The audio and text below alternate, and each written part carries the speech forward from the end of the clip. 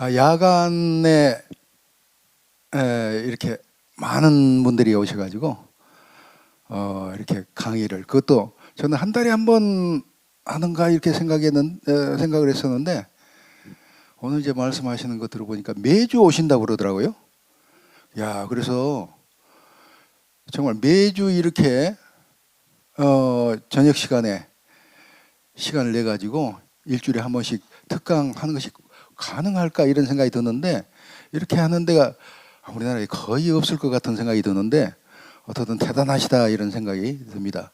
식사 못 하시고 오신 분도 계실 것 같네요. 예. 예. 하여튼 오늘 귀한 시간 내주시고 또 이렇게 불려주셔서 대단히 감사하다는 말씀을 드립니다. 저는 공주대학교에서 근무하다가 이제 퇴직을 했는데, 얼마 전에 그 원장님을 뵀더니 와서 이 특강을 한번 하라고 이렇게 말씀하셔서, 제가 전에 한 2번 정도로 왔었거든요. 최근 한 2년 전에도 한번 왔었는데, 그래서 이제 보령에 대한 이야기 제가 할 게 별로 없다고 이렇게 사양을 드렸는데, 보령 꼭 얘기 아니더라도 관계 없으니까 보령 얘기 아니고 대천 얘기해도 되니까, 그래서 와서 그냥 하면 좋겠다 이런 말씀하셔서 제가 오늘 왔고, 그래서 보니까 제목을 보니까 보령 얘기 아닌 것 같잖아요. 예, 국장님 말씀하실 때 무슨 풀이냐고, 이렇게 삼별초 무슨 풀이냐고 이렇게 말씀하셨는데, 삼별초는 다 아시죠? 예, 어떤 분이 그 얘기 하더라고요. 삼별초 3가지 특별한 풀, 무명초 뭐 이런 거 있잖아요. 고양초 뭐 이런 거, 그런 얘기 하시던데, 예, 삼별초는 삼별초잖아요. 예. 언제 때 얘기입니까? 역사 얘기니까. 언제 때 얘기입니까? 예, 고려시대 때 얘기고요. 고려시대 때 얘기고, 이제 조금 더 정확하게 말씀을 드리면은 지금으로부터 750년 전 얘기입니다.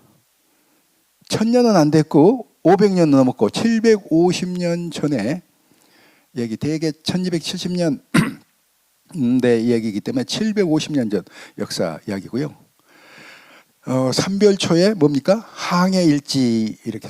그때 삼별초가 어디에 있었어요? 강화도에 있었고요. 그렇잖아요.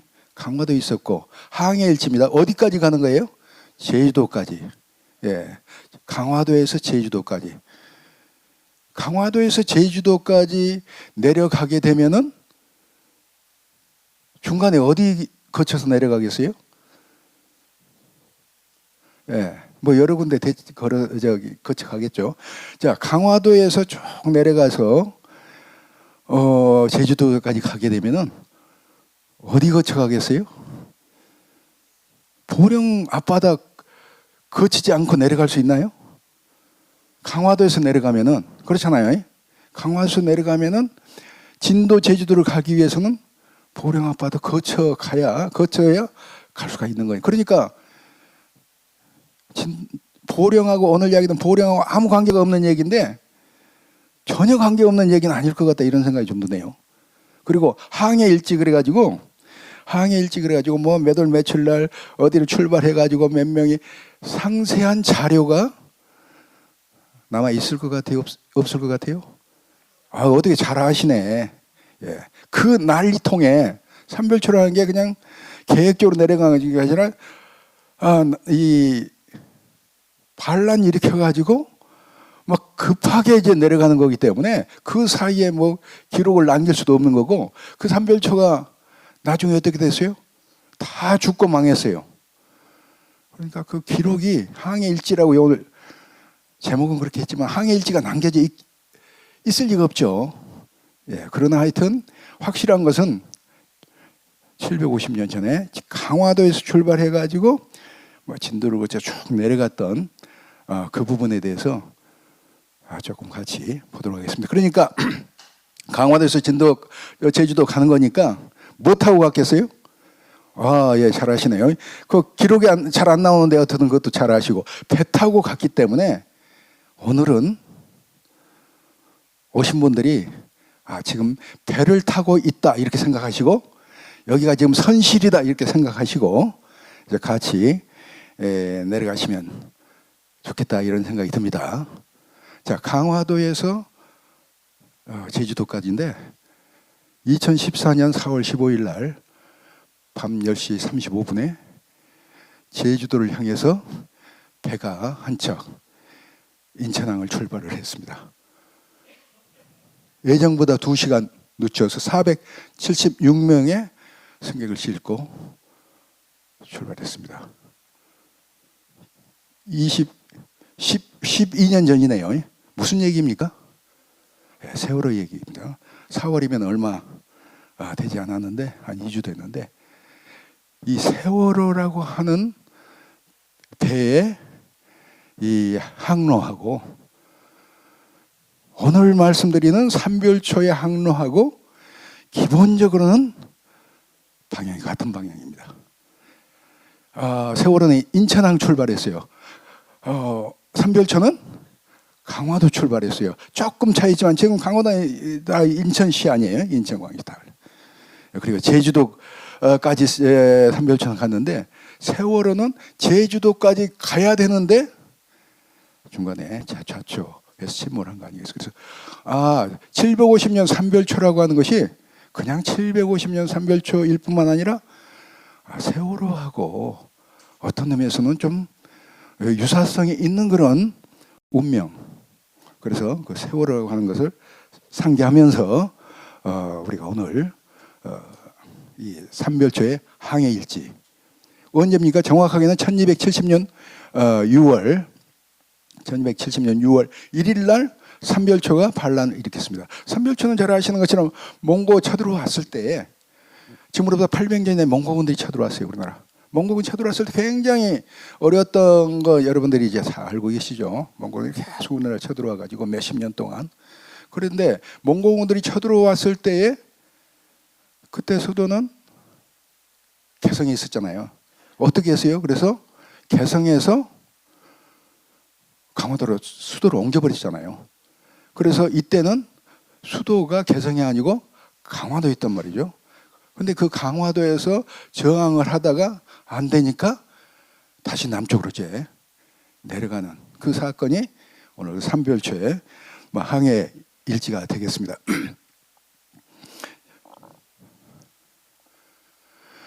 삼별초는 강화도 출발했죠. 그 당시 수도가 강화도에 있기 때문에 강화도를 출발했어요. 그런데 강화도도 섬이 넓으니까 강화도에 어디서 출발했느냐라고 하는 얘기.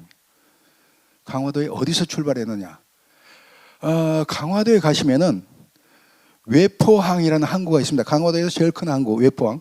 예를 들어 성모다라든가 그 관광 가시면 성모다라 이런 게 가실 때 외포항에서 배를 타고 나가거든요. 그 외포항에 가시면은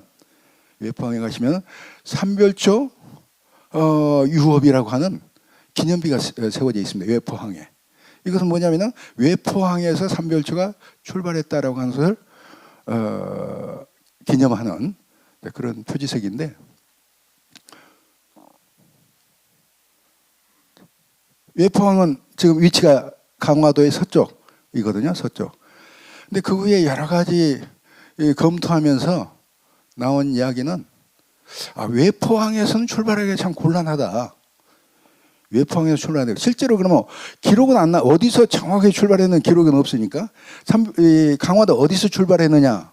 요즘에 나오는 얘기는 외포항 서쪽이 아니고 강화읍에서 그 당시 이제 서울이 이제 강화도니까 강화읍에서 직접 배를 탔다. 이제 요즘 나오는 얘기는 강화읍에서 배를 직접 탔다라고 하는 얘기고요. 저는 전에는 서쪽에서 배를 탔다 이렇게 해서 이제 논문까지 써서 이렇게 얘기를 한참 했었는데 그 후에 쭉 생각을 해보면서 또 다른 사람 얘기도 들으면서 아무래도 상식적으로 생각하면은 강화읍에서 강화 시내에서 배를 탄 것이 맞는 것 같다. 지금은 읍내로 들어가려면 육지가 이렇게 한참 들어가지만은 고려시대 때는 이것이 강화도예요. 고려시대 강화도. 그래가지고 읍내까지, 지금 강화 읍내까지 다 배가 들어갈 수 있는 그런 지리 조건이었어요.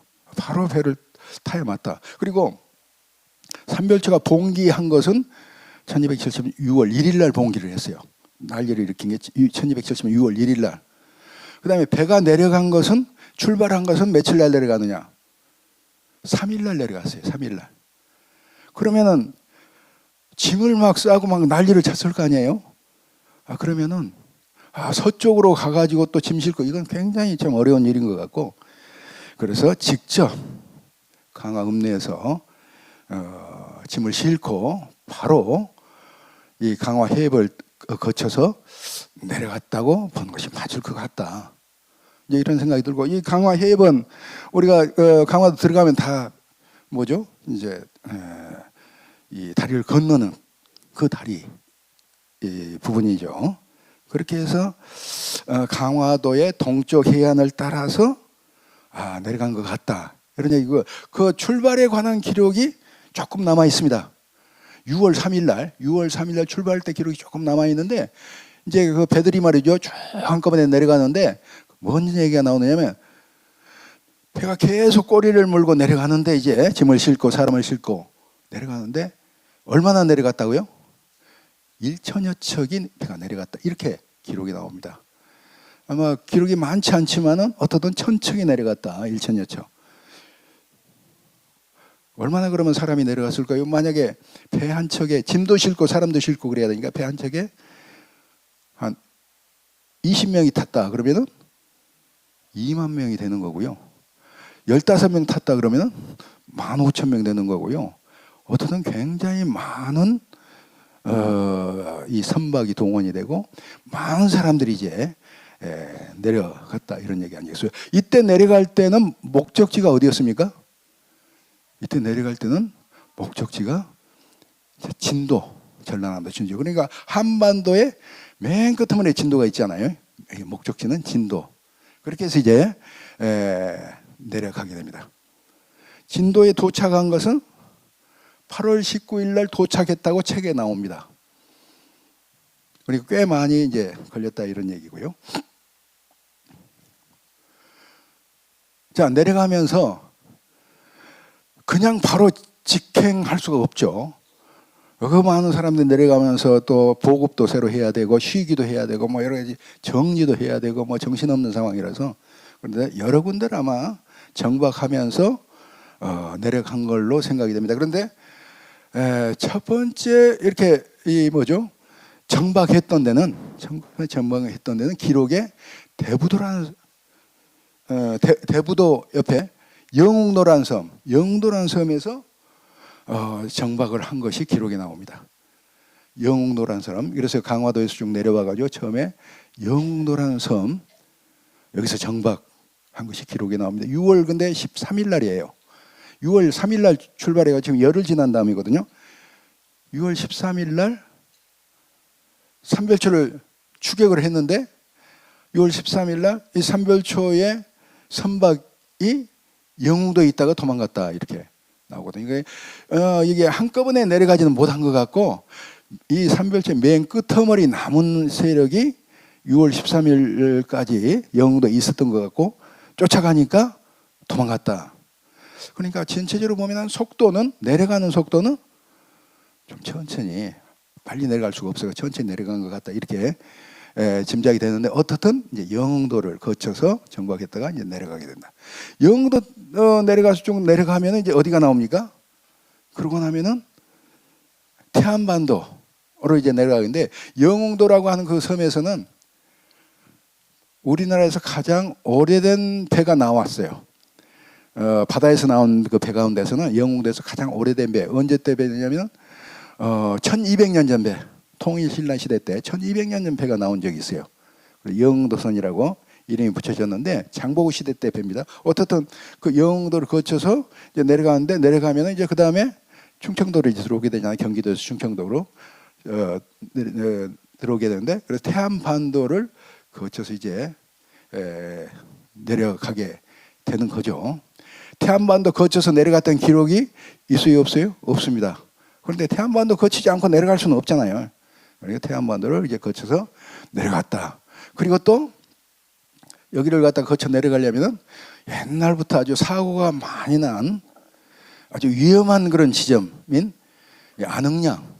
안흥량이라는 것을 통과해야 되는데 뭐 얼마나 배가 여기 내려가면서 또 사고가 났는지 모르지만은 어떻든 이 안흥량을 거쳐서 내려가지 않을 수 없었던 이제 그런 이제 백길이 되는 거고요. 어떻든 그래서 태안반도를 거쳐서 이제 내려가게 됐다. 아마 이 태안반도 안흥량을 건너가는데도 내려가는데도 굉장히 어려움이 많이 있었을 걸로 봅니다. 이게 아주 대규모로 이렇게 내려가기 때문에 어려움이 많이 있었을 걸로 보는데 어떻든 안흥량을 거쳐서 내려가요. 안흥량은 우리나라에서 침몰한 배가 제일 많이 발견된 데라는 거 아시죠? 침몰한 배가 제일 많이 발견됐어요. 뭐 다른 데서도 조금씩 나오기는 했지만은 최근 한 십몇 년 사이에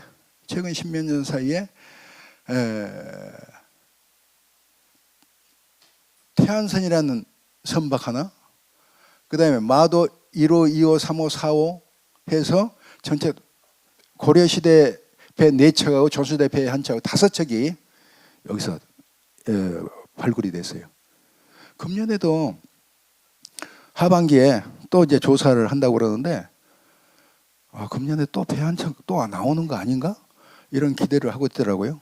어떻든 이 특정 지역에서 제일 많이 이 침몰선이 나온 데가 이제 그래서 사실 얼마 전까지는 몇 년 전까지는 태안이라는 데는 별 저기 없었거든요. 얘기가 없어요. 보령은 얘기가 있었어도 태안 별로 얘기가 없었잖아요. 그런데 최근 십몇 년 사이에 이렇게만 집중적으로 많이 나왔는데 그것은 배가 많이 침몰됐기 때문에 그것들이 지금 발굴돼서 나오는 거 아니겠어요? 어떻든 그래서 안흥량을 갖다 거쳐서 이제 이 삼별초도 내려갈 수밖에 없었다라고 하는 거고요. 이 태안반도 여기 이 태안 해역에서 나온 배 가운데 오늘 이게 주제가 된 이 삼별초하고 가장 가까운 시기에 선박이 나왔습니다. 지금 삼별초 내려가고 있는데 이게 1270년의 사건이거든요. 1270년 사건인데 몇 년 전에 마도 3호선이라고 하는 배가 조사가 됐습니다. 2011년도네요. 마도 3호선이라는 배가 조사가 됐는데 이 마도 3호선은 그 안에 있는 자료들을 검토를 해보니까 거기에 이제 뭐 글씨 쓴 거 있고 그렇게 해가지고 그 뭐 물건에다가 이렇게 이 라벨 붙인 것도 있고 이래서 이걸 보니까 이 마도 3호선이라는 배는 전라남도 여수에서 출발한 배예요. 전라남도 여수에서 출발해가지고 어디로 가는 배였느냐? 그 당시 서울이 강화도였단 말이죠. 그래서 강화도로 가는 배였어요. 뭐 싣고 가는 배냐? 여러 가지 실었어요. 그 중에 저런 것도 나왔어요. 저런 게 뭡니까? 녹용. 이런 게 나왔어요. 누가 먹는 거예요, 이거? 거기 이렇게 쓴 거 보니까 이게 물건을 잔뜩 싣고 가고 물건을 딱 거기에 한 집에 들어가는 게 아니라 배에 싣게 되면 굉장히 많은 물건을 싣잖아요. 그러니까 어떤 물건은 어디로 가고 어떤 물건은 어디로 가고 이렇게 배달을 해야 되니까 택배 주소 라벨 붙이듯이 다 이렇게 돼 있는데 그 중에 일부는 어디로 가 있느냐. 그 당시 무인정권 시대잖아요. 무인정권 시대에 정치 권력 가지고 있는 무인 집정자 김준이라는 사람이 그때 권력을 가지고 있었거든요. 김준한테 보내지는 물건들이 있었어요. 그런데 아마 이것도 김준한테 가는 거였던 것 같아요. 그리고 어떤 것은 삼별초로 들어가는 물건도 있었어요. 삼별초로 들어가는 물건도 있었고 그 다음에 그 물건 가운데 또 상당히 많은 것은 뭐였느냐면은 음식 가면 부패하잖아요. 그래서 항아리에다가 젓갈 같은 거, 뭐 전복이라든가 홍합이라든가 이런 젓갈 같은 거, 또 개고기도 아마 이렇게 해가지고 넣은 것 같고 이제 그런 것들을 잔뜩 그러니까 강화도로 말이죠. 그게 다 수송돼서 그 당시에도 다 올라갔다는 것인데 이 배가 대체로 1265년부터 68년 사이에 침몰한 배예요. 1265년부터 68년. 지금 삼별초 내려가는 것은 지금 몇 년도라고 그랬어요? 1270년이에요. 그러니까 말하자면 이 시기에 이 마도 3호선 같은 배가 1,000척이 이제 남쪽으로 내려가는 거죠. 어쨌든 이제 가장 근접한 시기에 이제 배가 지금 현재 이 배는 완전히 이제 저기 안 되고 현재 그 뭐죠 이 물에서 이렇게 이렇게 뭐죠 이제 보존 처리하는 과정에 있는 겁니다. 태안에서. 그래가지고 태안반도를 이제 꺾어서 이제 내려서 가는데 태안반도 꺾어서 내려가게 되면은 그 다음에 이제 뭐가 나오냐 안면도가 나온단 말이죠. 안면도. 몇 년 전에 안면도에서 연락이 왔어요. 그 삼별초군이 내려가면서 안면도에 상륙한 것 같다. 병술만이라는 거 혹시 들어보셨는지 모르겠는데 병술만에 거기서 삼별초가 거기에 상륙한 것 같다. 그래서 거기서 전쟁 연습도 하고 거기 쉬어가고 이렇게 한 것 같다. 그래서 한번 와서 한번 보라고 그게 사실인가 어떤가 그런 이야기도 옛날부터 전해 내려온다. 안면도의 해안에 병술만이라고 오라고 그래서 한번 가봤어요. 근데 딱 가서 보면은 삼별초가 거기 상륙했는지 안 했는지 어떤지 알 수 있어요 없어요? 그거 어떻게 압니까? 그걸 기록에 있는 것도 아니고. 그래서 그런데 일천층이 내려가면서 배가 어떤 배가 좀 그것도 잠깐 들렸다 쉬었다 갈 수도 있는 거고 그러기 때문에 또 여기 삼별초가 안 들렸다 이렇게 얘기할 수도 없어요. 그래서 하여튼 가서 그 경관 같은 걸 갖다가 같이 본 적이 있는데 들릴 수도 있는 것이죠. 일부 배가. 어떻든 그래서 그런 이야기를 지역에서는 하고 있다라고 하는 거고요. 그런데 구체적인 근거가 없기 때문에 더 이상 이야기를 진전시킬 수 없었지만 하여튼 안면도를 거쳐서 배가 내려가게 돼 있다 이런 얘기고요. 자, 안면도 지나면 그 다음에 어디가 나와요? 저 위에서 그냥 강원도서부터 내려오는 거니까 인천 쪽에서 내려가면은 이제 안흥 앞바다로 해서 안면도로 해서 내려가면은 그 다음에 이제 보령으로 이제 내려오는 거예요. 보령 앞바다로. 보령 앞바다로 이제 내려오는데 거기에 이제 보령 앞바 안면도 끝머리에 이제 잘 아시는 것처럼 원산도가 있잖아요. 원산은 이 인근에서는 제일 큰 섬이잖아요. 그래서 우리가 생각할 수 있는 것은 영흥도에서 배가 정복한 거 확실하고 그 다음에 내려와 가지고 다른 데는 잘 모르지만은 또 어디는 정박을 했을 것 같아요? 원산도는 틀림없이 정박을 할 수밖에 없어요. 왜냐하면 이게 영흥도부터 내려가지고 이게 쭉 돌아서 내려오면서 이 어려운 그런 항로 내려오면서 그 다음에 이제 큰 섬이 원산도니까 원산도에 정박을 안 할 수가 없어요. 그래서 기록은 있어요 없어요? 기록은 없어요. 기록은 없지만은 이 삼별초가 원산도에 기항을 안 할 수가 없었다. 자, 그러니까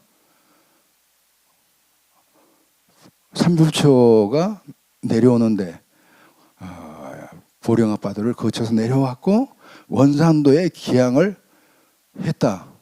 우리가 이렇게 단정해서 얘기할 수 있는데 말이 이상하진 않죠.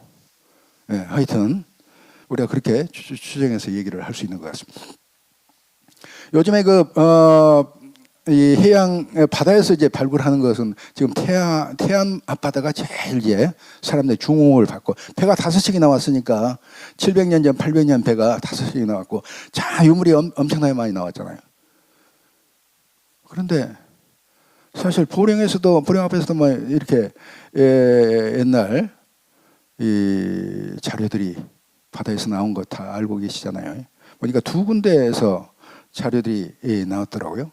이제 그 중에 하나가 이제 원산도 부근에서 이제 나온 자료들인데 이런 것이 나왔으면 참 좋았을 뻔했는데 이런 것이 나왔으면 참 좋았어요. 이게 고려시대 청자거든요. 고려시대 청자 이런 것들 다 국보로 지정돼 있는 그야말로 이제 최고의 명품들인데 이런 것이 나왔으면 좋았을 때 원래는 이런 것들이 보령 앞바다에 있었겠죠. 있었을 텐데 원산도 그 앞바다에 있었을 텐데 이 깨진 상태로 이렇게 나왔어요. 깨진 상태로.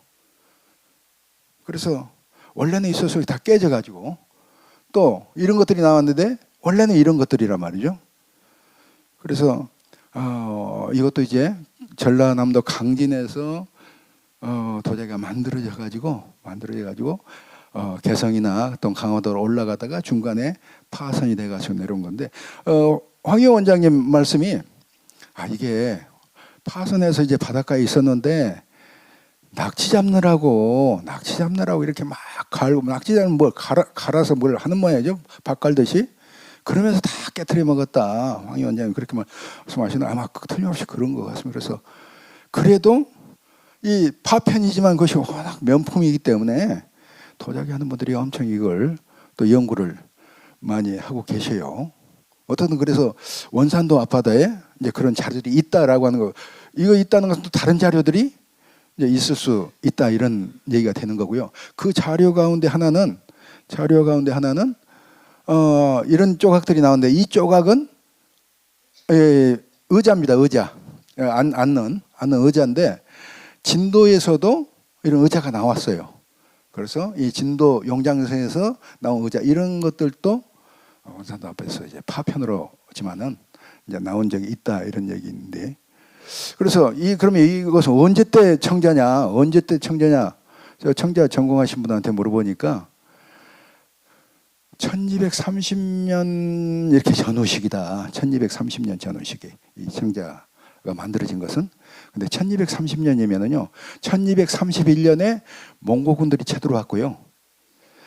개성에서 강화도로 옮겨간 것은 1232년에 개성에서 강화도로 옮겨갔어요. 그러니까 언제 이게 침몰한 것이냐? 1232년 이전에 침몰했을 수도 있고 1232년 이후에 침몰했을 수도 있고, 그래서 개성에 가는 배 있을 수도 있고 강화도로 가는 배 있을 수도 있고 그렇게 얘기를 하더라고요. 그래서 제가 답을 냈어요. 그러면은 이 배는 1226년에 침몰한 거다. 그렇게 답을 냈어요. 왜 1226년이라고 했겠어요? 왜 1226년에 침몰을 했다고 얘기했겠어요? 금년이 2026년이니까 1226년이면 어떻게 됩니까? 800년입니까? 800년, 딱 800년이잖아요. 딱 800년 전이면은 1226년이에요. 그러니까 복잡하게 저기 할 거 없이 13세기 작품이다. 이렇게 얘기하면은 사람들이 뭔 얘기인지 몰라요. 딱 800년 전에 1226년에 침몰한 거다. 그러면은 딱 선명하잖아요. 그렇게 얘기하면 좋잖아요. 1226년. 내년에 1227년 됐어요. 내년에. 그럼 그때 내년에는 뭐라고 얘기하겠어요? 1227년에 이거 침몰한 거다. 딱 800년 전. 어떤 그 무렵인 것은 사실이에요. 그렇게 얘기를 하면은 굉장히 이렇게 사람들이 확실하게 들어오잖아요. 어떻든 재미있는 그런 자료다 이렇게 생각할 수 있는데, 죽도 해저유물 매장유의 해역, 이것은 사적으로 오래전에 지정이 된 자료잖아요. 사적으로, 국가사적으로. 근데 보령분들이 얼마나 알고 계시는지 잘 모르겠는데 아마 알고 계신 분들이 그렇게 많을 것 같아요. 특히 이제 다른 지역 사람들은. 국가사적은 굉장히 중요한 유적이거든요. 근데 보령에 이런 사적이 있다라고 하는 거 별로 아는 분들이 별로 없을 것 같고, 알기가 어려운 것이 당연한 것이, 보통 문화재 이렇게 지정이 되면은 다 표지판이 다 있잖아요. 그래서 설명판도 있고 안내가 있는데 여기에 대해서는 아무런 표지판이나 안내가 아무것도 없기 때문에 알 수가 없죠. 그런 것이 있다는 걸 알 수가 없죠. 저는 이거 자료를 보기 때문에 보령에 이런 자료가 있다는 것을 알았는데, 이제까지 어떻게 알았느냐면 그 죽도 앞바다거든요. 죽도 해역이거든요. 그래서 상하원이라고 해가지고 지도 보니까 그 죽도가 있더라고요. 그쪽이 뭐예요? 이렇게 생각했는데 여기 황 원장님 얘기가 그게 아니고 조금 더 대섬이 또 있다. 그 위에 이렇게 하셔가 송황리더만, 송황리. 그리고 오늘 이제 조금 일찍 와가지고 그쪽 바다 쭉 한 바퀴 돌았어요. 그래서 저도 그렇게 모르는데, 그래서 바다에다가 유적을 어떻게 표시하기는 어렵지만은 거기가 잘 보이는데 안내판이라든가 이런 걸 해서 사람들이 오면은 저쪽이 국가사적으로 지정된 지역이고 지금도 유물이 많이 이렇게 매장돼 있다. 이런 것들을 갖다 알리는 거 굉장히 필요한 것 같다. 그렇게 해서 앞으로 태안 못지않게 보령도 그런 해양 문화유산의 보고라고 하는 것이 좀 알려지면 좋겠다, 이런 생각을 했거든요. 자, 그런데 며칠 전에 말이죠, 청자 전공하시는 분을 만났어요. 청자 연구하시는 분을 만났는데 그 양반이 보령청자에 대해서 경청 그 바다에서 인양한 보령청자가 굉장히 관심을 가지고 계시는데 지금 말씀드린 그 죽도 해역에서 많이 나온 것이 이건 저기 그 바로 여기 박물관에 있는 자료 사진을 찍은 건데 죽도 해역에서 인양한 자료들인데 이 죽도 해역에서 나온 자료 가운데 가장 특징 것이 그릇에 한자가 적혀 있습니다. 한자가 적혀 있는데 여기는 기사라고 적혀 있어요. 기사. 기사는 연대예요. 연대. 기사년. 그러니까 이걸 보면 연대를 알 수가 있어요. 이것을 제작한 강진에서 제작했는데 1329년입니다. 14세기 1329년에 제작한 그릇이에요. 그러니까 보통 청자들은 연대가 안 나오잖아요. 그래서 다 추정하는 것인데 그 연대가 이렇게 적혀 있으면 확실하게 연대가 나오기 때문에 굉장히 중요해져요. 연대가 있기 때문에. 자, 그래서 이런 자료, 기사라고 하는 글자가 새겨진 그릇이 이 보령, 이 죽도 해안에서 많이 나왔다라고 하는 특징인데 이 자료들이 언제 이 자료가 발굴이 됐냐면 1987년도에 발굴이 됐어요. 1987년에. 1987년에 자료가 발굴이 돼가지고 87년이면 거의 지금 40년 됐거든요. 그때 발굴이 돼가지고 이렇게 일단 인양이 됐는데 발굴이 된 다음에 조사 보고서가 나오질 않았어요. 그러니까 조사 보고서 안 나오니까 그런 자료들이 나왔다라고 하는 것이지 구체적으로 어떤 자료가 얼마나 나왔는지를 전혀 알지를 못하는 거예요. 근데 이분이 이제 자기 관심 때문에 전공 관심 때문에 그걸 다 추적을 해가지고 그 얘기를 며칠 전에 만났을 때 얘기를 하더라고요. 자기가 그 자료를 갖다가 추적을 했다. 이 기사명이 집중적으로 나오는 이 보령 죽도 해역 자료를 갖다가 추적을 했는데 그 자료가 발굴된 다음에 부여박물관 들어갔다. 그리고 부여박물관 들어가서 부여박물관 자료를 가서 보려고 그랬는데 보여주질 않아가지고 못 봤는데 최근에 자기가 또 이제 추적을 하니까 그 자료들이 저기 전라남도 나주박물관에 가 있더라. 이 부여박물관 뭐 자료 많으니까 나주에서 새로 박물관 만들어서 그것 좀 뭐 있으면 달라고 그러니까 그걸 그냥 준 것 같아요. 그런데 발굴 보고서 나오질 않았기 때문에 자료가 얼마나 나왔는지를 잘 모르는 거예요. 그냥 부분적으로 뭐 자료 이런 것들 소개만 됐지 잘 모르는 거예요. 그래서 그분이 그 나주박물관 가서 마침 제자가 그 자리에 앉아 있어가지고 목록을 좀 뽑아달라 해서 목록을 뽑았는데 기사라고 하는 글자가 있는 유물만 기사라고 하는 글자가 있는 유물 연대가 이렇게 확실한 그 유물만 거기에 목록에 100점이 넘는 유물이 거기 쭉 목록이 나오더라. 엄청나게 많은 유물이 엄청나게 중요한 유물이거든요. 그래서 그분이 이제 하는 얘기가 1987년에 이제 국가사직 지정됐기 때문에 내년이 2027년이 국가사직 지정이 40주년이니까 그것을 가지고 보고서를 내도록 하고 또 세미나를 하고 또 전시회를 하고 내년도에 그렇게 하면은 그 자료들이 굉장히 중요한 자료들이기 때문에 뜰 것이다. 이런 이제 아이디어를 주더라고요. 어떻든 그래서 그건 내년에 꼭 이루어질 일이다 이렇게 생각이 됐는데 그게 왜 중요한데도 왜 지금까지 안 알려지느냐. 40년 전이네. 40년 전에는 지금같이 이 해저 유물을 발굴하는 시스템이 없었어요.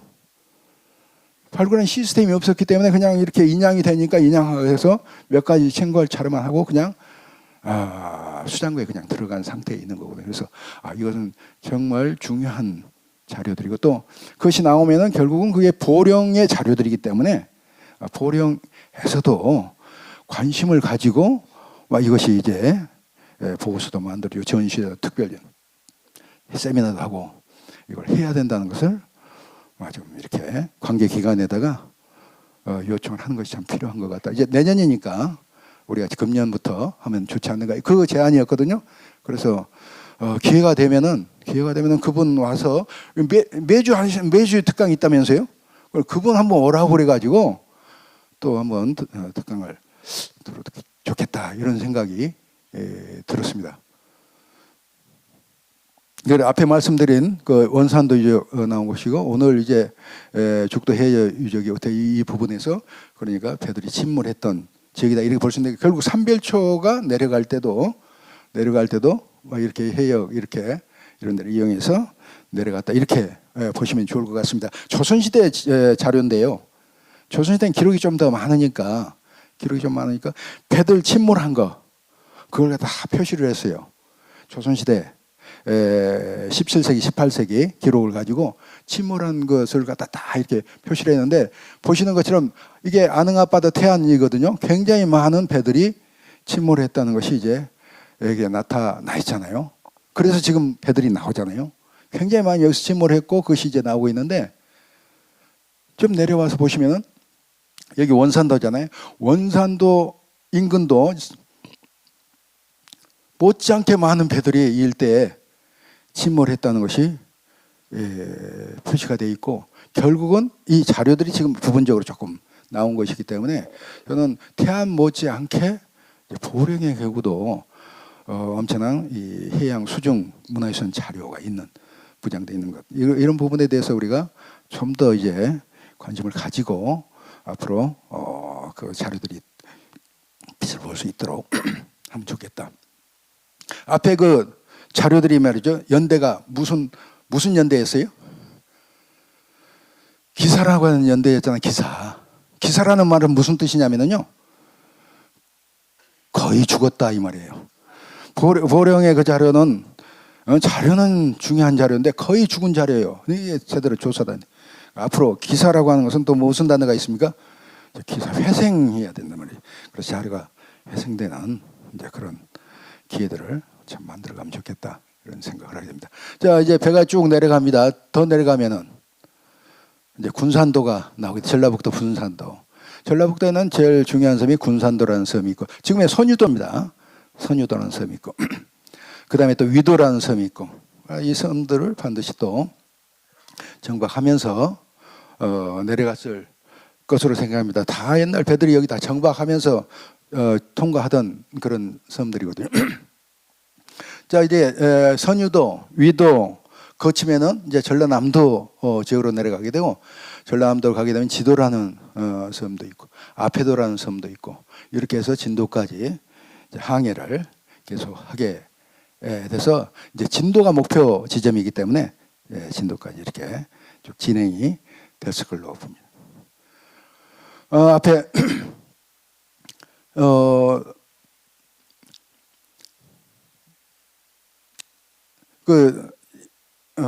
이 삼별초가 내려오는 그 항의 이 지도 부근에 증도라는 섬이 있습니다. 삼별초가 내려왔던 이 항로상에 증도라는 섬이 있습니다. 그리고 증도에서는 지금으로부터 700년 전 1323년에 중국에서 출발했던 무역선이 일본 가던 무역선이 여기서 침몰을 했거든요. 그래가지고 신안선이라고 하는 여기 신안군이기 때문에 신안선이라고 해서 유명한 선박이 배도 다 이제 건지고 또 거기 있던 유물도 거의 다 건지고 했던 유명한 신안선이라는 해저 유적이 있고 이 신안선 유적이 나옴으로 인해서 우리나라에서 말하면 해양 문화유산에 대한 관심을 처음으로 갖게 됐던 계기가 됐었는데 어떻든 그 해역이 여기 있습니다. 죄송합니다.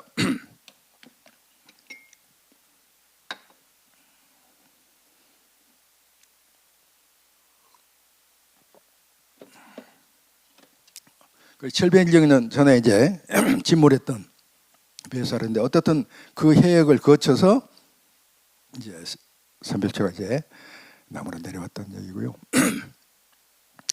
금년이 신안선 발굴된 지 50주년.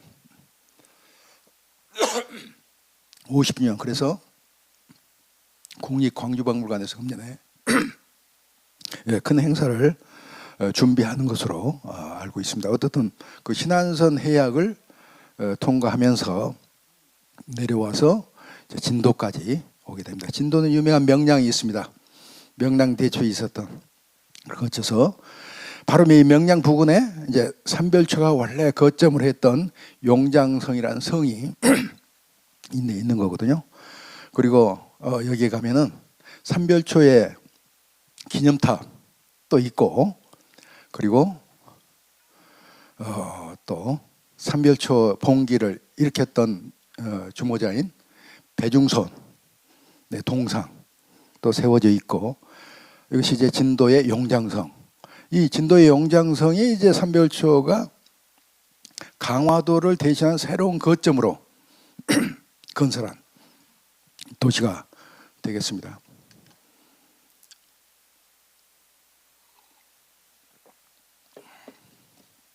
진도 용장성은 가보셨어요? 그 보령문화원에서도 답사를 많이 가신다고 얘기를 들었는데, 용장성 좀 멀긴 하죠. 끝머리이기 때문에 하루 당일치기는 조금 멀어서 쉽지 않은 그런 코스라서 그렇습니다만은, 어떻든 진도의 이제 용장성이 이제 삼별초가 목표로 해서 내려갔던 성이고, 그래서 강화도를 포기하고 그 대신에 새로운 거점으로 만든 것이 이제 용장성이라는 성이었다. 자, 보통 기록에 말이죠. 기록에는 진도에 8월 19일 날 들어온 걸로 되어 있습니다. 8월 19일 음력입니다. 음력 8월이면 8월 추석 지났기 때문에 조금 이제 가을이라고 볼 수 있는데, 8월 19일 날 들어왔다. 그러면은 6월 3일 날 출발해 가지고 8월 19일 됐으면 내려오는데 며칠 걸렸다는 얘기예요? 78일. 그러니까 엄청나게 많이 시간이 걸렸다 이렇게 돼 있는데, 실제로는 8월 19일보다 훨씬 더 일찍 도착한 것 같습니다. 이 8월 19일이라는 그 날짜는 여기에 이제 병술이라고 되어 있는데, 병술이라는 날짜가 8월 19일이에요. 그런데 8월 19일 날은 여기 보면은 삼별초가 진도에 들어왔다는 얘기도 있고, 그다음에 진도에 들어왔다는 얘기도 있고, 그다음에 또 8월 19일 날 날짜에 다른 여러 주변에 있는 지역들을 갖다 침략했다 이런 얘기도 있어요. 그래서 8월 19일 날짜에 들어왔다는 얘기도 있고, 다른 여러 주변 지역을 침략했다는 얘기도 있고, 그래가지고 이 8월 19일 어떤 날짜를 지정하는 건지 명확하지 않은 상태에 있었는데, 이것은 이미 8월 19일 이전에 일찍 들어와서 거기서 안정을 하고, 그러고 난 다음에 주변 지역을 침략했다는 것이기 때문에 실제로는 2달 미만의 기간에 여기까지 들어온 것 같고요. 옛날에는 삼별초가 강원에서 갑자기 내려왔기 때문에 어디로 가야 되나 하고 생각하면서 내려왔다. 그래서 시간이 많이 걸렸다. 이런 얘기들을 많이 했어요. 어디로 가야 될지, 제주도로 가야 될지, 진도로 가야 될지 잘 모르고 내려왔다. 이렇게 했는데, 진도의 용장성을 한 10여 년 전부터 발굴을 쭉 했어요. 용장성을 쭉 발굴을 하니까 용장성에서 대단히 정비가 잘 된 궁궐터가 나왔어요. 아주 이 개성에 있는 건물터 못지않은 궁궐터가 발굴이 됐어요. 그래서 사람들이 여기를 궁궐터라고 부르고 있는데, 그래서 이걸 보니까 삼별초에 진도에 있었던 기간은 1년밖에 안 되거든요. 내려와 가지고 만들 수 있는 시설이 아니거든요. 그래서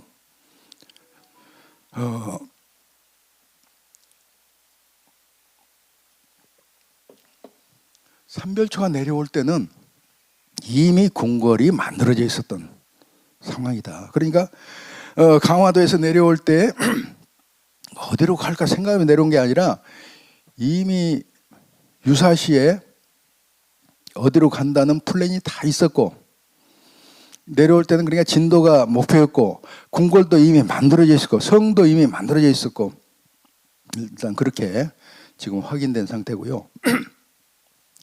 강화도에서 내려오기 전에 한 2년쯤 전에도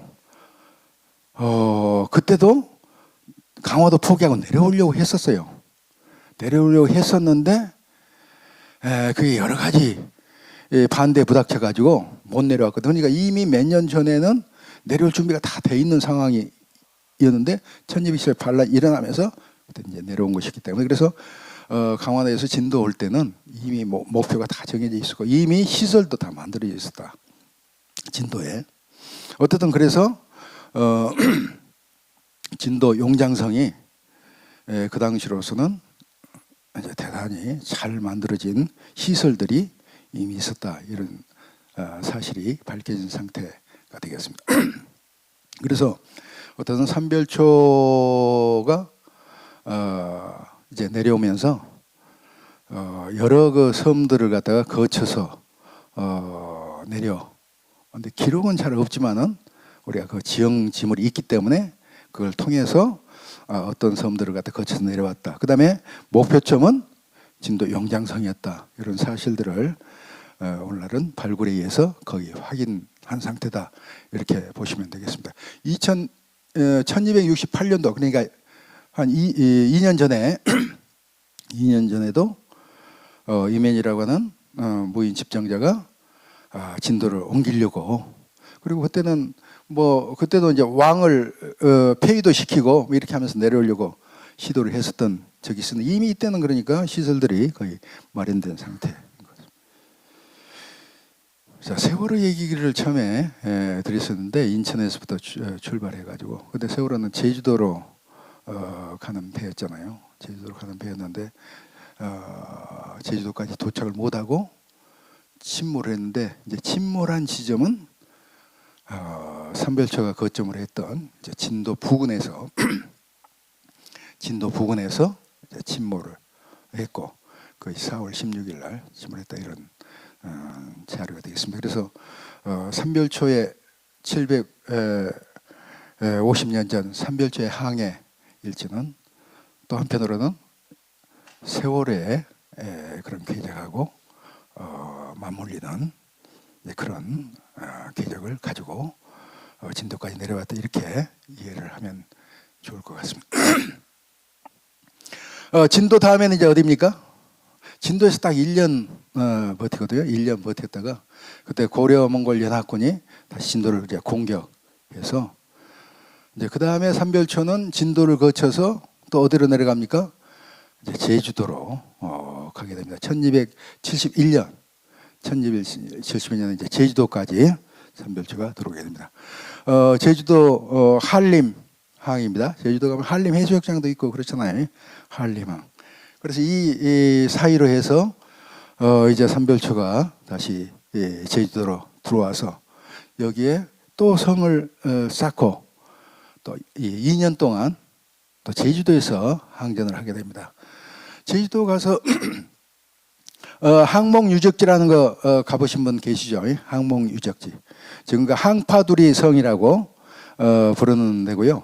이 항목유적지로 되어 있는데 여기서 이제 거점을 잡아가지고 1273년까지 다시 또 삼별초가 여기를 거점으로 해서 항전을 했던 장소가 되겠습니다. 제주도는 돌이 굉장히 많은 지역인데 그래서 웬만한 밭에도 다 돌 이렇게 쌓고 이렇게 하지 않았어요? 밭에도 다 돌 쌓고 이렇게 했는데 그래서 제주도는 이렇게 토성을 쌓을 수 있는 이렇게 좀 이렇게 점질성이 있는 그런 흙은 드물어요. 되게 현무암이 이렇게 많은 지역이라서 그래서 돌로 다 성도 돌 당연히 쌓고 이렇게 하는데 그런데 항파두리 성 부근에 이 흙이 좀 달라가지고 어떻든 항파두리 성은 돌로 쌓지를 않고 우리가 보통 여기서 볼 수 있는 토성으로 쌓거든요. 그리고 강화도도 고려시대 때 거기 이제 서울을 하면서 이제 성을 쌓았을 거 아닙니까? 강화도는 삼중으로 성을 쌓았어요. 내성, 그 다음에 중성, 또 외성 이렇게 해서 세 개로 성을 쌓았는데 그 성들 다 돌로 쌓은 거 아니고요. 다 흙으로 쌓은 성이에요. 우리가 요즘에 강화도 가셔서 보시면은 강화도 가서 보시면 강화산성이라는 산성이 있어요. 그 돌로 싼 성이거든요. 강화산성이라는 산성이 있는데 강화도 가시는 분들은 거기 산성 보시고 강화산성 보시고 아 이것이 몽고군들 쳐들어왔을 때 쌓은 성인 모양이다 다 그렇게 생각하셨는데 지금 가서 보시는 강화산성 돌로 쌓은 성이고요. 그 성들은 조선시대에 쌓은 성들이에요. 저기 병자로원 후에 지금으로부터 300~400년 전 병자호란 때에 청나라군에서 강화도 함락됐잖아요. 인조임금 때. 강화도 함락되잖아요. 강화도 함락되고 난 다음에 야 강화도라는 섬은 뭐 적당히 해도 다 지킬 수 있는 섬이 뭐야 이렇게 생각을 했는데 아니 함락됐거든요. 엄청 충격을 먹었어요. 그래서 예, 강화도 방어시설 다 새로 해가지고 그래서 전세 후기에 다 성을 이제 새로 쌓는 다 그거 이제 돌로 쌓았는데 사람들은 그거 지금 가서 보면은 아 이거 몽고분들하고 여기서 몇십 년 동안 여기 했다는데 이 산성이 그 산성이 뭐야 이렇게 생각하는데 다 그게 얼마 안 된 산성이고요. 실제 성은 별도로 있어요. 실제 성은 별도로 있는데 이게 다 흙으로 내성 중성 외성 이렇게 있는데 흙으로 말이죠. 성을 갖다 굉장히 잘 쌓은 성이 있어요. 근데 제주도의 항파두리 성은 그 성하고 비슷해요. 강화도에 있는 성하고. 그리고 이제 지금 보시는 것처럼 이것이 이제 항파두리 성인데 보시는 것처럼 흙으로 이제 성을 쌓고 성 쌓기 위해서 바닥에 돌을 갖다가 이렇게 쌓고 그 위에다 흙을 쌓는데 강화도에 있는 성하고 다른 부분은 뭐냐면은 강화도에 있는 성은 흙을 굉장히 이렇게 말이죠. 이 정리된 흙을 아주 단단하게 해가지고 잘 쌓았는데 제주도 것은 상당히 거칠게 아마 시간이 이제 많지는 않고 급하게 이제 쌓는다고 그런 것 같은데 그러나 기본적인 성 쌓는 방법은 이제 비슷한 방법으로 성을 쌓거든요. 그래서 어떻든 이 강화도에 있는 세력들이 이제 진도를 거쳐서 또 이제 제주도까지 이제 내려왔던 그런 부분에 대해서 잘 말해주고 있는 것이 강화도 이제 항몽 유적지에 있는 항파두리 성. 이제 여기까지 하여튼 되는 거고요. 강화도에서는 여기 제주도에서는 그래서 항파두리라는 성을 이제 쌓고 그걸 거점으로 하고 있었는데 또 바닷가에는 바닷가대로 또 성을 또 쌓았어요. 이건 이제 돌로 이제 성을 쌓는데 환해장성이라고 그러죠. 바닷가도 다 돌로 성을 쌓고 그런데 어떻든 이제 2년 만에 제주도도 함락이 되는 거죠. 1273년에 진도에서 싸울 때는 김통정이라는 인물이 있었고요. 저기 그 배중선이라는 인물이 있었고요. 배중선이라는 인물은 진도에서 이제 동상이 지금 세워져 있는데 제주도 있을 때는 김통정이라는 인물이 이제 그 대장이었어요.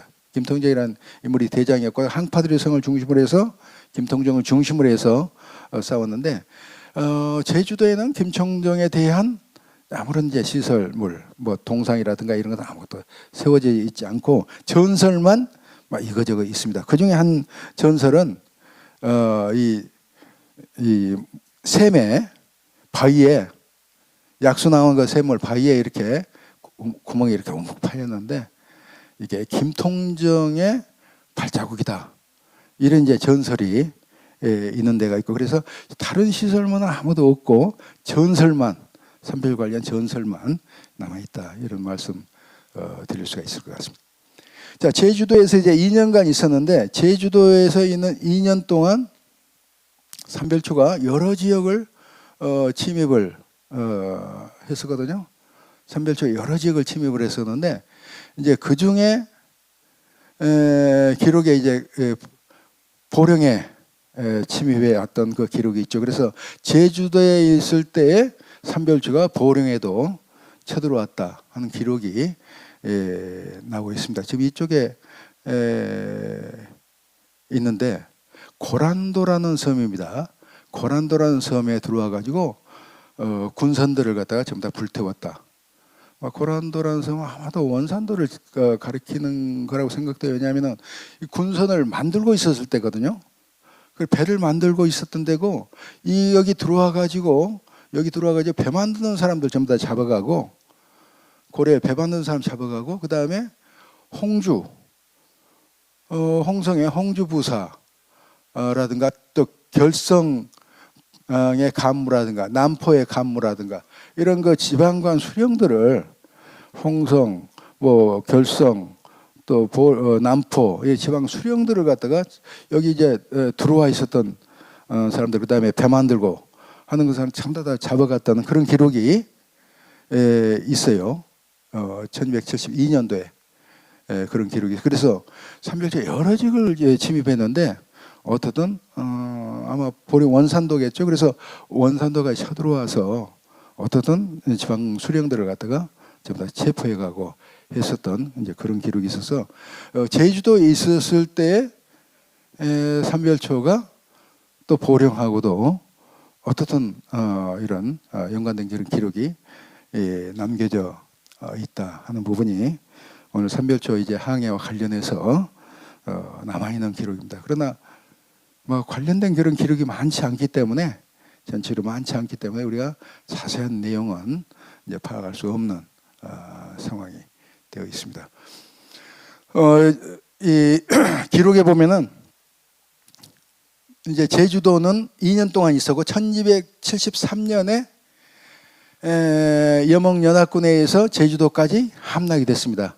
1273년에 함락이 됐는데 4월 28일 날 작전이 다 끝났다라고 이제 작전 종료가 선언이 됐어요. 그러니까 70년 6월 1일 날 봉기해가지고 6월 3일 날 내려오기 시작해가지고 진도 거쳐서 이제 제주도까지 내려와가지고 이제 제주도에서는 1273년 4월 28일 다 작전 끝났다.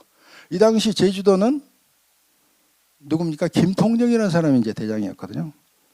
그런데 김통정이라고 하는 사람을 이때 확인을 못했어요. 진도에서는 배중선이 대장이었는데 배중선이라는 인물은 기록에 그 후로 없어졌어요. 그래서 배중선이라는 인물은 여몽연합 그 고려 진도 함락할 때 그때 죽었는지 어떻는지 기록이 없어요. 다만 그렇게 그때 함락될 때 죽은 모양이다라고 추정하는 건데 제주도의 김통정은 죽은 기록이 있어요. 정확하게 죽은 기록이 있는데 4월 28일 날 작전 종료 딱 선언을 했는데 그때까지는 김통정의 행방을 알지 못했는데 그러고 나서 한 달쯤 지나서 나중에 김통정의 시신이 한라산에서 발견이 됩니다. 그래서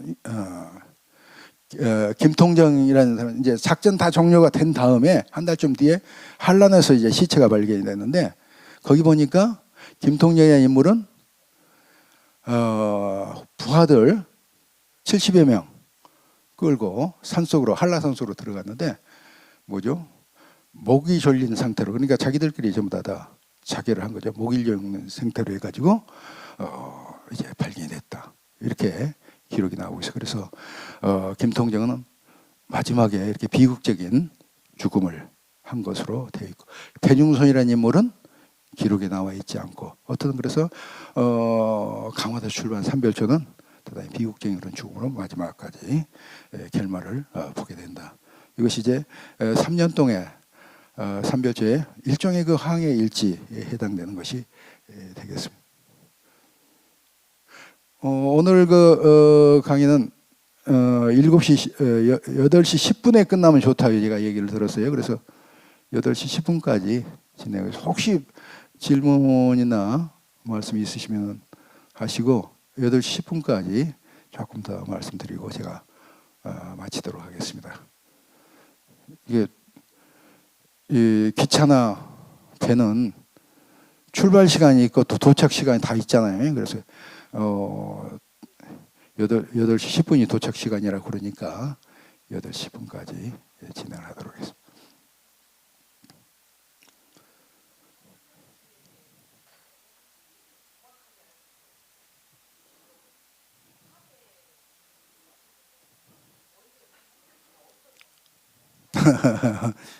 삼별초는요, 몽고군 쳐들어왔을 때 제일 센 군대가 삼별초였어요. 일종의 결사대 같은. 그래서 삼별초를 중심으로 해가지고 몽골을 항전한 중심부대예요. 삼별초가 가장 그러니까 정예군들을 모아놓은 집단들이에요. 그리고 이 삼별초가 정권도 지키고 또 몽고군도 방어하고 하는데 가장 중심부대입니다. 삼별초가. 그게 아마 규모가 얼마나 됐는지 정확하게 모르는데 부대가 3개였어요. 그래서 삼별초라고 그래요. 부대가 3개. 좌별초, 우별초, 또 신의군 해가지고 부대가 세 부대가 있었어요. 그래서 몽골하고 50년 동안 전투할 때 군사력이 있어야 되냐. 군사력의 핵심 부대가 삼별초예요.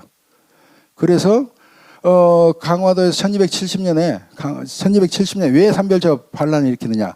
1270년 왕이 몽골에 항복했어요. 항복과 강화도에서 다 개성으로 다 나갔어요. 개성으로 나갔을 때 그러니까 항복한 것을 몽골에 항복한 것에 대해서 왕이 항복한 것에 대해서 반대하고 그걸 다 괴뢰 정부다. 항복가 다 괴뢰. 우리가 진짜 고려 정부다 해가지고 강화도는 지킬 수가 없으니까 남쪽으로 내려온 거거든요. 그래서 진도 와서 지키다가 무너져가지고 제주도까지 갔다가 제주도에서 이제 끝난 거거든요. 3년 동안. 그것이 이제 삼별초 부대다 이렇게 생각하시면 좋을 것 같네요. 네. 삼별초가 몽고에 대항하기 위한 그런 목적보다는 자기들 그 권력 유지를 위해서 이게 좀 그 항전을 한 거 아닌가요? 네, 삼별초 이제 말씀인데 삼별초 이제 군사가 정권 유지하는데 이제 도움을 많이 주지 않느냐 이렇게 말씀인데 사실 이제 그 당시 정권 무인 정권이기 때문에 무인 정권을 유지하는데 굉장히 역할을 했었던 것이 또 삼별초고 그래서 왕이 몽골에 항복할 때는 무인 정권이 무너져 버릴 때잖아요. 무인 정권이 무너져 버리니까 삼별초가 그 역할을 대행해서 이제 떨어져 나온 건데 그래서 이 삼별초에 대해서는 이것을 어떻게 역사적으로 평가하느냐 이런 부분에는 이제 논란이 여러 가지로 있는 거죠. 결성 어디서 막 잡아갔다고 그러는데요. 왜 잡아갔을까요? 같은 민족인데. 결성 여기 그 원산도 와가지고 그때는 제주도에 있잖아요. 제주도에 있기 때문에 삼별초는 제주도에 있다는 것은 진도 제주도에 있을 때는 잘 그 문제가 되는 건 뭐냐면요. 식량. 그러니까 육지로 나와서 이렇게 여러 가지를 탈취하지 않으면은 유지가 안 되는 거예요. 그래서 그 당시 이제 배를 통해서 세금이 다 움직이잖아요. 그러면 중간에 해상권에 있으니까 배를 다 잡아가지고 그 세금 걷는 그 세곡선이라든가 이걸 탈출을 하고 그 다음에 또 해변에 있는 여러 지역들을 또 가서 또 탈취하고 이렇게 해서 유지하는 거예요. 자체적으로 유지가 안 되죠. 섬에서. 그래서 이제 여러 지역에 나와서 해변가 나와서 이제 그런 역할들을 한 거죠. 예, 지금 8시가 조금 넘었네요. 예? 이제 마무리 정리를 하고 이제 마치도록 하겠습니다. 자, 세월호 얘기를 이제 계속 또 하는데 다시 한번 이제 또 세월호 얘기입니다. 세월호는요, 그 중고선이라는 거 아시죠? 중고선. 일본서 사온 거. 그리고 원래 이름은 세월호가 아니었고 나미노 우에라고 하는 배였거든요. 그걸 이제 갖다가 화물선, 원래 화물선이었는데 세월호로 이렇게 개조를 해가지고 거기다 화물도 싣고 사람도 싣고 이렇게 개조하지 않았어요? 원래는 일본서기가 그 중고선을 구입한 건데 원래 이 세월호 나미노우에라는 배는 일본 제일 규수 끝에 가고시마라는 데가 있어요. 규슈 가고시마. 가고시마에서 오키나와 가는 배예요. 왔다 갔다 화물선. 오키나와 가는 배였거든요. 그러니까 세월호는 사실은 진도에서 침몰을 했지만은 원래 처음 출발은 일본에서 오키나와 가는 배였는데 이 삼별초 유물 가운데 진도에서 나온 유물하고 아주 비슷한 것이 오키나와에서 나와요. 지금 보시면은 오키나와에 지금 이 성인데 이제 새로 이제 복원한 성인데 여기서 발굴을 했는데 진도 용장성에서 나온 기와와 아주 비슷한 기와들이 여기서 나와요. 이게 이제 진도 용장성에서 나온 기와거든요. 근데 오키나와 거기에서 고려 기와들이 나오는데 이게 이제 비슷한 기와거든요. 근데 이 기와만 나오는 게 아니라 이런 기와도 나와요. 이런 기와들도 나오는데 이게 오키나와에서 나온 기와거든요. 앞에서 보신 것 중에서 여기 나오는데 여기에 뭐라고 적혀 있느냐면요. 개유년에 고려 기술자가 만든 기와다 이렇게 적혀 있어요. 그러니까 고려 기술자가 만든 거 틀림없고 언제 만들었느냐? 개유년에 만든 건데 문제는 뭐예요? 개유년이 몇 년도냐라고 하는 것 때문에 지금 논쟁이 되어 있는 상태입니다. 개유년 60년 만에 한 번씩 돌아오는데 제일 빠른 개유년은 1273년이고요. 그 다음에 1333년도 있고 1393년도 있어요. 언제냐?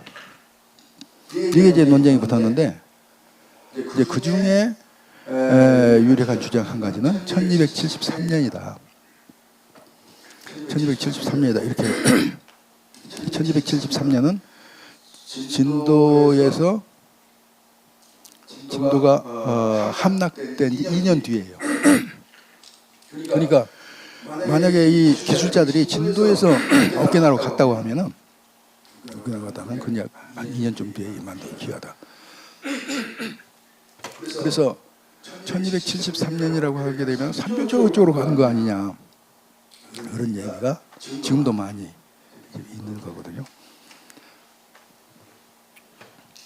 그래서 검색해 보시면은 그런 얘기가 많이 나오고 또 KBS에서 역사 스페셜로도 다뤄지고 이렇게 했었는데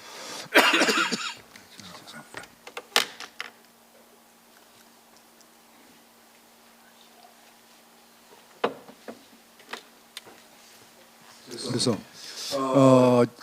강화도에서 출발한 삼별초가 진도 제주도뿐만 아니라 오키나와 가지 않았나? 이제 이런 이야기들이 계속 확실한 것은 좀 확실한 것은 아니지만 그리고 앞에 그 성을 발굴했는데 발굴 보고서에는 결론이 이 성터에서 이 건물이 고려시대 건물이 만들어진 것은 13세기 후반 1270년대 맨 처음 만들어졌다 발굴 보고서는 그게 나왔고 그 건물은 어디에 쓰인 거냐면요. 오키나와에서 그 건물은 어디에 쓰인 거냐면 왕릉을 이제 굴을 파가지고 능을 썼는데 왕릉에 굴을 파서 썼는데 그 왕릉 안에다가 목조 건축을 또 지었어요.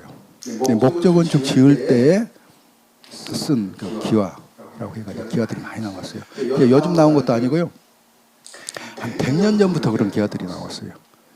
이제 그래서 이제 근년에 발굴된 후에 여러 가지 이제 논란 있어가지고 또 삼별초 얘기도 나오고 이렇게 한 건데 어떻든 삼별초 혹시 오키나와 갔나 이제 이런 부분에 이야기들이 있다라고 하는 말씀이고 그다음에 오키나와에 나온 그 청자 가운데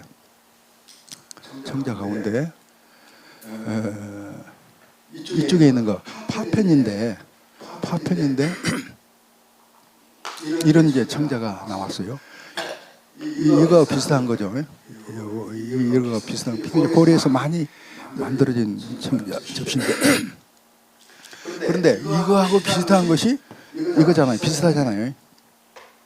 꽃이 두 개, 꽃이 하나지만은 어쨌든 비슷한 시기에 만든 것이 이제 청자고 이거 오키나와에서 만든 거고 근데 이 청자는 보령역이 아파트에서 나온 거거든요. 그러니까 우리가 오키나와라고 하는 것을 멀리 이렇게 생각하지만은 또 보령 아파트에서 나온 청자 비슷한 것들이 또 나와 있는 셈이거든요. 이제 그런 점에서 삼별지 항해일지하고 맞춰서 또 생각해 볼 수 있는 그런 부분이다라고 하는 것입니다. 앞에 이제 말씀을 드렸습니다만은 어떻든 2027년 내년도가 보령에서 해저 유물이 나온 40주년이기 때문에 40주년이기 때문에 보령에서 좀 특별한 그런 관심 가지면 좋겠다는 말씀 마지막으로 좀 강조를 드리고, 또 한 가지는 2027년 지나가면은 2027년 지나가면은 2029년이 오거든요. 올 것 같죠? 2027년 지나가면 2029년이 오는데, 그다음에 2029년은 뭐냐? 이 기사년이 1329년에 이 그릇이 만들어진지, 이 해저역에서 기사명이 있는 거 유물들이 대부분 1329년 유물인데, 1329년이라는 것은 2029년은 700주년이 되거든요. 700주년. 그래서 보령에서 이 자료를 가지고 행사를 할 수 있는 기회가 두 번 있다라고. 2027년하고 2029년하고. 그래서 이런 기회를 이용해서 어떻든 사실 태안에서 그 유물을 가지고 여러 가지 박물관도 짓고 했던 것처럼 보령에서도 좀 기회를 잘 이용하는 것이 필요하지 않는가, 이런 말씀을 마지막으로 드립니다. 오늘 아주 어려운 시간 내셔가지고 끝까지 경청해주셔서 대단히 감사하고요. 무엇보다도 건강하시기를 바라도록 하겠습니다. 8시 10분 마치도록 하겠습니다.